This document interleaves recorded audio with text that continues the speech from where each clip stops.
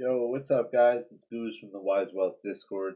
Coming back at you with another watch list. Just wanted to update everyone with some of the beautiful price action that we've been getting. It has been spectacular lately. The price points and the levels that we have been playing have just been to a T, and those are things that you love to see. If you see price action being respected, that's all you really need as a trader. When we're trying to get in good positions and we're trying to identify a good buy point, a good sell point, you usually want to see price action playing out to perfection. So that does help a lot. What's happening now in the SPY and the QQQ that we are reaching all-time highs is basically, is it going to be a false breakout? Is it going to hold these levels? We closed at record highs. We have touched them. I mean, we could have closed a little bit higher on SPY, QQQ, something very, very similar. You can see we're right up against all-time highs. So that's where it's like you usually find sellers because even if we're all the way down here, they're like, if we get back up here, I will sell. You know what I mean? Looking for the double top, the retracement, stuff to that nature. Seasonality wise, I did want to just show you guys that February sometimes has that second half seasonality where it does end up going down. But that's why we continue to just keep playing price action because seasonality technically at the end of January was supposed to have a little bit of pullback, and yeah, like we got this right here towards the end, but that was kind of news related as well, and it came into the top of this range. Now that we're breaking up above and we held that 530 level, everything looks pretty bullish. We can go into equities as well. SPY, it flagged up beautifully, and now it's breaking up into those all-time highs. So if price discovery starts to happen and we are in blue skies, there's really not much liquidity up here. So we could just continue to keep squeezing shorts if we decide to keep going like that. That's why I say follow price action. If this is a false breakout, beware of the levels below it, like 607, 608. If it doesn't hold that, then we possibly could see that 50 test again at 600, and then we'll be, talking a different story if it is a double top, this and that. So we're getting right into it. 540 is pretty inevitable for the Qs. You can see that futures are up as well. Beautiful flag break. I mean, yes, we could have a retest. We have some things. It's a very quiet week. I mean, there's a lot of earnings, but not like major earnings that are going to move the market necessarily. But we're coming right back into those FOMC breakdown levels. You see that huge candle? We were holding these levels. Usually that's where the sell side comes. I don't know if seasonality is going to continue to play out. We'll just have to watch and see how price action does. If it does lose that level and starts to get denied, 20,059 was a pretty good level that we played. So be wary of that and supports down low. If they lose that, then come back and test this area of support around 21,800. We'll see how NASDAQ performs. IWM, they honestly look pretty similar to SPY and QQQ before they broke out. They had this big wedge like flag pattern, and I was looking. That's what IWM's in currently. Is they're still in that? They are below their 50. So I'm waiting to see if they play that catch-up game or if seasonality does play that part and it goes and creates another leg lower. Because realistically, they're still kind of flagging up like in a bear formation. They haven't created a higher high as like QQQ continues to push higher SPY. So there's obviously stronger ETFs out there. IWM is full of, as we've mentioned before in the Discord, is just kind of ghost companies, not very profitable and a lot of debt. So they have a lot to do with how yields are performing. Yields are starting to come down, but they haven't created that lower low. You don't want a lower high here because then that's going to make IWM go make that lower low. So we'll see how it does play out, but technically speaking, we look very, very good. I know in the last video I'm like, oh, I'm just waiting for the shoe to drop. Seasonality is kind of here now, so it might be a weaker time. We may get a slight break and then a retest and a fail and just kind of range here. Who knows how it ends up playing out? That's why we continue to play price action. But from what I'm seeing, technically speaking, everything looks beautiful. The ETFs are breaking out. They're trying to go make that high. I would love IWM above 230, 233, and we're cooking. If that does happen, that's the blow off top that we're waiting for and expecting.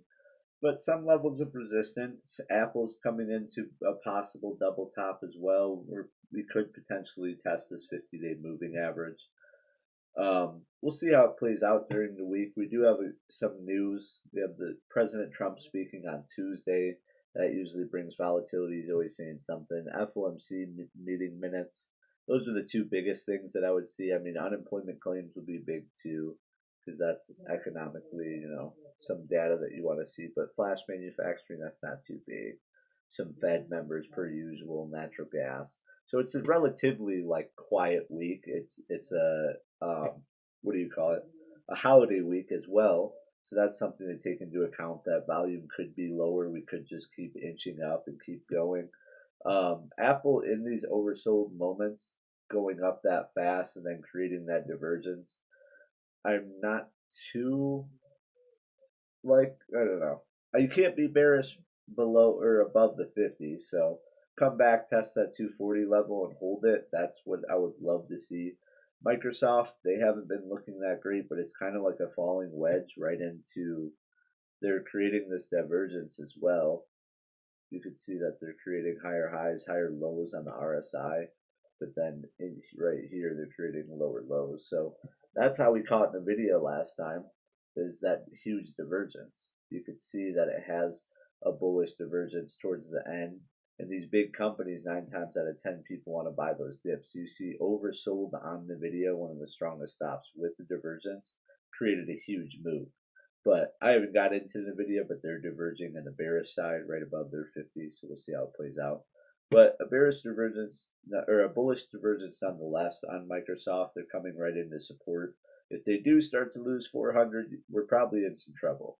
Microsoft is a huge company, so be careful that 400 level. It could come touch it and then find instant buyers there. NVIDIA is the next stock that I'm watching. They're in kind of a rising wedge, and then they have the 50 below with a divergence. It's a very slight divergence, but this divergence was huge and it worked out perfectly. This is bullish divergence. This is bearish divergence. The difference is if it's making that higher high or higher low, this is making a lower high, but it's also making a higher low on the RSI, so it's showing the weakening trend. This one, now it's going so high up where it created that higher high, but it's not doing it on the RSI, it's creating a higher low. So a divergence is basically a weakening in trend, or it's showing that it could potentially change soon. With seasonality and the Fed minutes, it's like, is that going to be a sell? Maybe, maybe. I'm not sold on it, but I'm starting to lean a little bit more bearish. Lean bearish. I'm still going to play price action. I played plenty of longs last week, but I'm just giving you, a slight forecast is be careful, because in Trump presidencies, those 10%, those 15%, they happen in a month or two. And it's like you don't want to be caught going super long and aggressive at all time highs. Not all the time. I'm not saying, don't back up the truck and continue to load. We could continue to keep going, but we're getting to those levels of resistance, and then you see divergences and these big push ups that they've had. We'll see. We'll see. Bear Goose is not out yet, but I've been watching. I've been eyeing it. Potentially, there's good shorts coming. Who knows? I don't want it to cloud my judgment, though. I don't want it to ruin my day-to-day action when it comes to options. I trade in a methodical way, and I like to play price action. So it's like if Tesla gets above 360, of course it's very bullish up to the 380 level. Would love to see that. The 50-day moving average is pretty far away. If it does come up and it creates that lower high, be careful below 330. That could get kind of messy and go to 300 pretty quick. It could start that waterfall action where it does, Bears have had a pretty good run, but they get tested at these 380 levels, 400 could be almost inevitable with that 50 above. So I'm very aware that things continue to keep pushing. Meta, they're scaring me just because of the straight upness. Like it just doesn't seem right. Something seems like there's going to be a pullback to correction soon.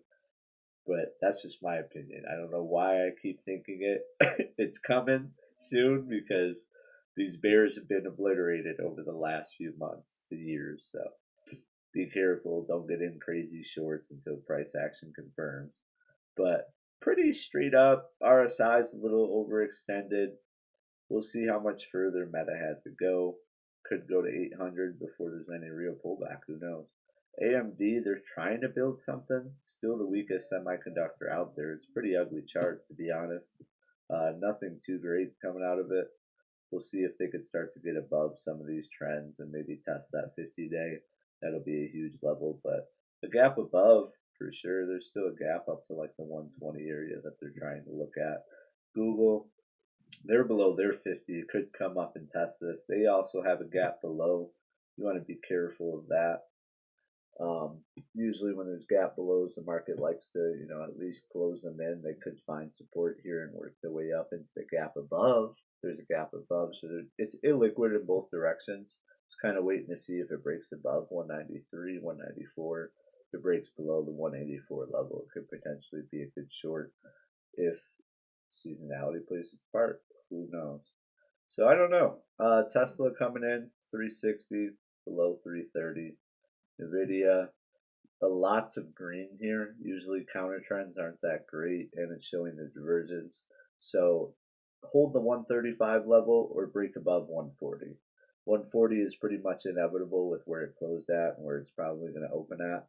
So watch the 140 level. Once it closes this gap at 140, 142, that's potentially when we come back and test the 135. I would love to buy longs there if everything's holding, because you could see, I mean, that's the 4 hour. Like you could see the 1 hour, that's where it was kind of flagging up at. So I'd love to see a test of that since it's kind of overextended on that break. Come back and test this and then continue that bullish momentum up into the 142. That's why you continue to follow price action, is like that divergence was beautiful, and a lot of people are coming short. Like bearish sentiment is very, very high right now, especially with how seasonality is playing. But it's like if Tesla breaks above and Nvidia keeps going, QQQ is going to follow it. Apple, if they can get above 250, that is huge. QQQ is going to continue to keep going. If Microsoft and their divergence down here at the 400, QQQ is going to continue to keep going. So don't let, a lot of people saying all-time highs, sell it, seasonality, sell it. I'm not telling you to sell. I'm just saying be careful. There are warning signs out there. They could play out, but also it's like how many times have a huge sell-off happened and then bulls step up? I'm sure bulls would be very, very active in this spot if the Qs were to come down to the 530 level, be about 1.5% pullback. I'm pretty sure there's probably going to be a big bounce there, just based off recent sentiment. Is buy the dip, be aggressive on any dip, any headline. So I'm not sold on the bearish thesis yet, but I do think it's coming soon, is what I'm basically trying to explain. But beautiful price action. A lot of the even past like big tech like Coin, I still like them. They did drop below their 50 after earnings, but they're still coiling up beautifully. Could have just been a nice fake after earnings and they send it right back up if Bitcoin gets some love. DraftKings is another beautiful one. Huge break there on a huge cup that they had forming. They could start to form that handle down here. We'll possibly see how it happens, but they broke and they're gone, so they may not even retest this area again. So DraftKings looks good. Boeing could be a potential short. They've always been pretty weak since all of these crashes and stuff are happening, and they have a rising wedge with a huge divergence. They have a bearish divergence happening where they're creating those higher highs, but on the RSI it's just not quite there. So it could be weakening and it could break through the 50. If that does happen, then watch out below. It could be a good short with how weak it's been. ARC, another one for like just innovation and stuff like that. It's probably going to continue to keep going, to be honest.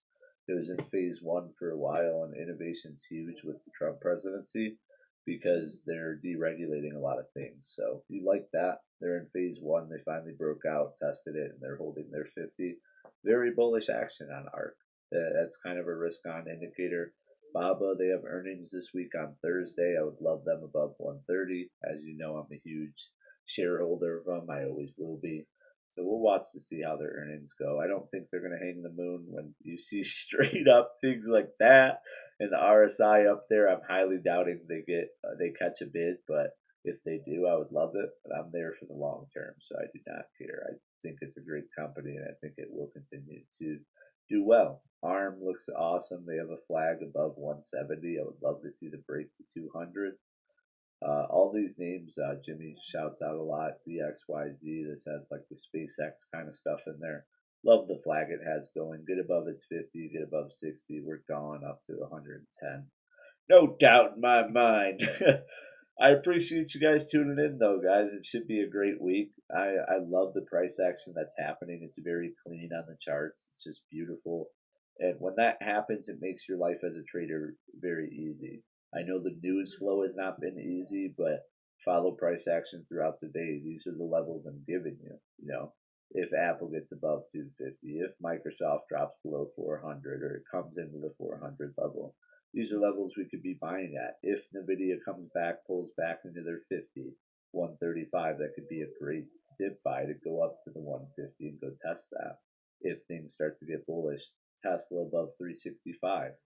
So watch out for these levels this week, and we'll see how news flow comes in. Like I said, I'm still watching seasonality. I'm still not sold. But if price action and we start to break above on these major stocks, Microsoft finds a bid, Amazon continues to hold their 50. They have a beautiful pennant formation. These things look very, very bullish. It's coming back to test the 50. If it breaks above, we're gone. Amazon's gone, Apple's gone, Microsoft, Nvidia. And what do you think the Qs are going to do? Find price discovery. So we very easily could see that 545, 550 level in the coming weeks if seasonality doesn't play out. But we shall see how it plays out. Everyone, let's have a great week. I will continue to keep you updated on the breakouts and levels that we're looking at throughout the week. And Jimmy always does a great job with the news. So we got a good thing going. Just keep on, keep it on, and we're gonna be great. Appreciate it, guys. Have a good one.